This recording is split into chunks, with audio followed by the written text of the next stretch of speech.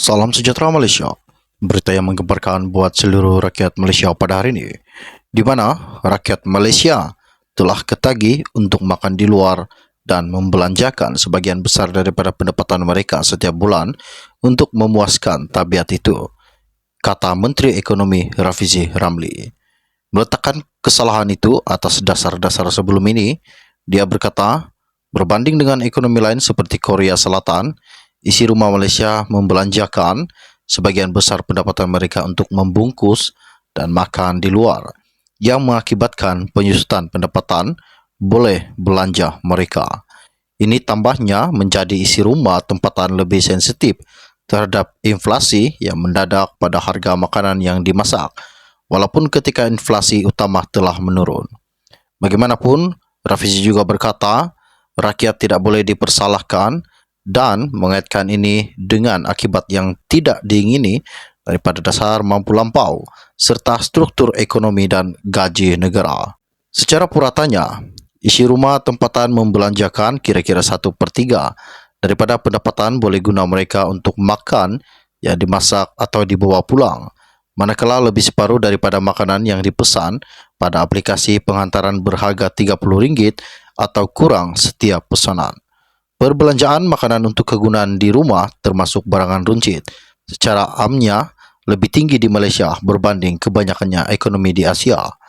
Pada 2021, isi rumah Malaysia membelanjakan 27.5% daripada pendapatan boleh guna untuk makan di rumah berbanding 12.8% di Korea Selatan atau 8.4% di Singapura, menurut Perkhidmatan Penyelidikan Ekonomi Jabatan Pertanian Amerika Syarikat. Rafizi berkata, peralihan daripada pertanian oleh pentadbiran terdahulu menyebabkan makanan menjadi lebih mahal, tetapi sukar untuk menggalakkan masyarakat kembali menanam hasil seperti halia dan cili. Bahan mentah seperti yang lazim digunakan dalam masakan tempatan kini kebanyakannya diimport dan harganya tidak menentu disebabkan isu mata wang dan kuasa geopolitik lain. Malaysia telah mengeluarkan kurang 1/3 daripada jumlah cili dan halia dan hanya 15% daging lembu yang digunakan oleh penduduk menurut data terkini Jabatan Perangkaan Malaysia DOSM. Menteri itu juga berkata bahawa kegagalan dasar lain seperti dasar pengangkutan awam yang lemah juga menjadikan kebanyakan isi rumah terpaksa bertahan dengan membungkus makanan. Isu sebegini mungkin kelihatan remeh berbanding dengan matlamat ekonomi yang tinggi.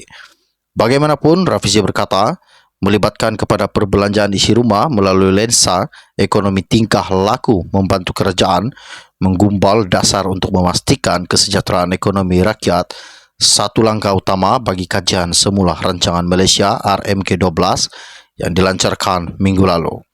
Dalam rancangan itu juga, Perdana Menteri Anwar Ibrahim mengumumkan bahawa kerajaan akan meneruskan usaha menarik balik skim subsidi bahan api kepada semua dan menggantikannya dengan skim bersasar.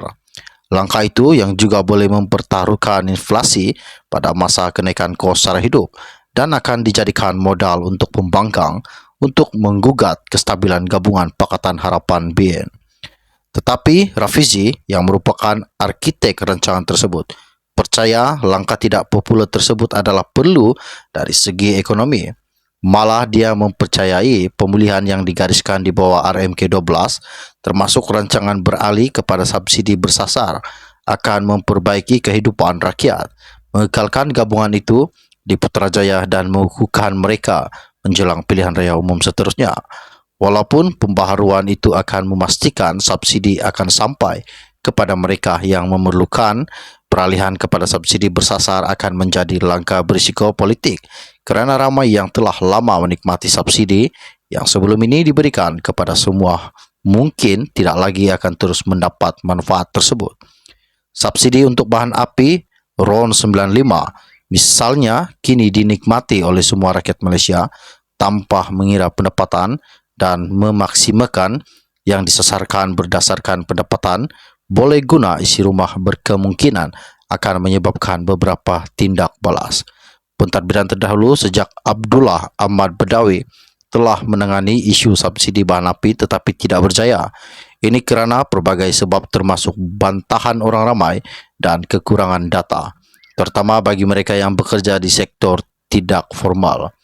Untuk menyelesaikan isu mengenai subsidi yang disasarkan, Rafizi juga berkata yang mesti dilihat dari perspektif makro yang jauh lebih besar. Sebelum ini, Rafizi berkata, antara prasyarat lain untuk reformasi subsidi berjaya ialah mendapatkan hak memaksima penyasaran semula dan campur tangan dalam tetapan gaji.